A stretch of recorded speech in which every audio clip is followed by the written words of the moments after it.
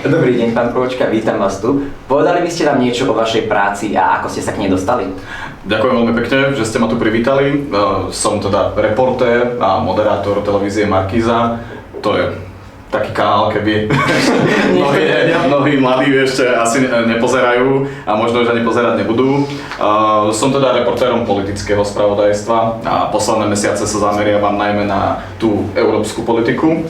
Spustili sme totiž úplne nový projekt v televízii Markíza, volá sa to TN Live. Je to v zásade 24-hodinový kanál spravodajský, ale iba na internete, takže cieľom je vlastne dostať sa aj k nejakej mladšej generácii postupne.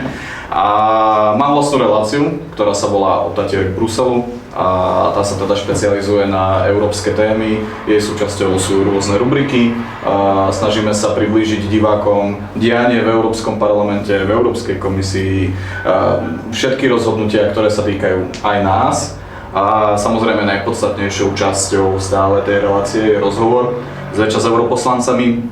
A reláciu striedavo nahrávame v Bratislave v našom štúdiu a v Štrasburgu alebo v Bruseli, keďže máme tú šancu prenajať si štúdio priamo v Európskom parlamente, byť priamo na mieste s tými europoslancami, nielen slovenskými, ale aj zahraničnými, tak využívame túto príležitosť. Tie štúdia sú asi väčšie ako toto.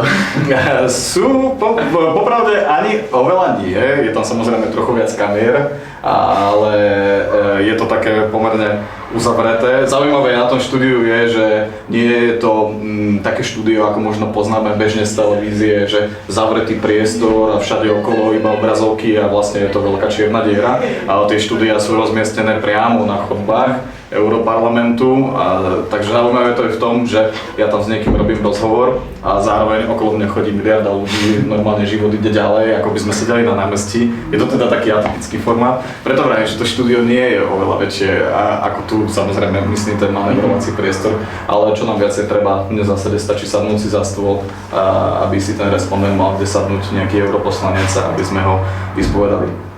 Ďakujem vám za otázku, teda za odpoveď. Prešiel by som k druhej otázke. Čo bol váš najzaujímavejší prípad, ktorý ste písal? Alebo natáčal. Natáčal teda. Zatiaľ, keďže sa bavíme o európskej politike, bolo veľkou výzvou samozrejme robiť rozhovory v cudzom jazyku, v angličtine.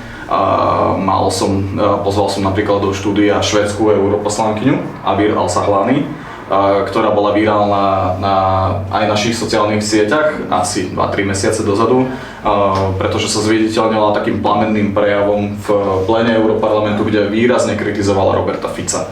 No a bolo to tak trochu bez kontextu, šírilo sa to aj po našom Instagrame, Facebooku, TikToku a podobne, tak preto som si ho pozval, aby som ju vyspovedal, že prečo vlastne sa tak rozhodla, prečo sa rozhodla pre taký ostrý prejav a také ostré vystúpenie. A musím povedať, že ten môj rozhovor teda tiež vyvolal pomerne veľké halo, opäť na internete.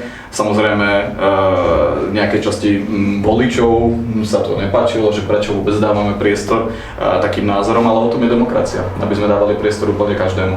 No a druhý taký rozhovor, ktorý bol takisto výzvou, bol rozhovor s europoslancom Ľubošom Blahom. On je teda známy pre svoje pomerne ostré názory a vyjadrenia. A musím povedať, že tam som mal teda po veľmi dlhom čase obavy, že ako to dopadne, pretože on vie byť veľmi osobný a ísť do osobnej zóny toho človeka priamo konfrontovať s niečím konkrétnym. Ale dopadlo to dobre, takže som rád, že prinášame divákom stále aktuálne informácie z Europarlamentu. Tak som rád, že to dopadlo dobre a ešte presunieme sa k poslednej otázke. Čo je najľudnejšia časť podľa vás vašej práce? Najľudnejšia časť? Myslím, že cestovanie, pretože konkrétne do Štrasburgu už cestujem tak veľa, že to samotný akt cestovania, presúvania sa už je proste otravný. Ja už som strávil na letiskách toľko času, že tento je čas, ktorý mi nikto nikdy nevráti. A samozrejme lietam kvôli tejto relácii buď do Bruselu, alebo cestujem do Štrasburgu. Kým do Bruselu sa dá letieť, našťastie do Štrasburgu bohužiaľ dochádzame autom z Bratislavy, čo je približne 10 hodín a chodíme tam každý mesiac, aspoň raz do mesiaca. Takže mám v zásade raz do mesiaca niečo ako dovolenku do Chorvátska, lenže na konci tej cesty ma nečaká dovolenka, ale čaká ma práca. Takže to je asi najnudnejšia časť a samozrejme všetky možno tie veci, ktoré diváci nevidia, pretože každý vidí už len ten výsledok, ktorý má niekoľko minút, ale kým sa dostaneme k tomu výsledku, tomu samotnému rozhovoru, k tej relácii, k tomu predchádza veľa prípravy, rešeršovania, skúmania materiálov, častokrát hľadáme témy a obvolávam hostí jednotlivých. Je to pomerne náročné niekedy vyskladať samozrejme tú debatnú dvojicu, debatnú štvoricu, takže toto je možno taká tá otravnejšia časť práce, ale je to súčasť mojej práce. Nakoniec sa to teda vyplatí. Určite áno. Tak ja vám ďakujem za odpovede a ja sa sami lúčim. Ďakujem veľmi pekne. A ja ďakujem. A ďakujem ešte divákom. Čaute. Dovidenia.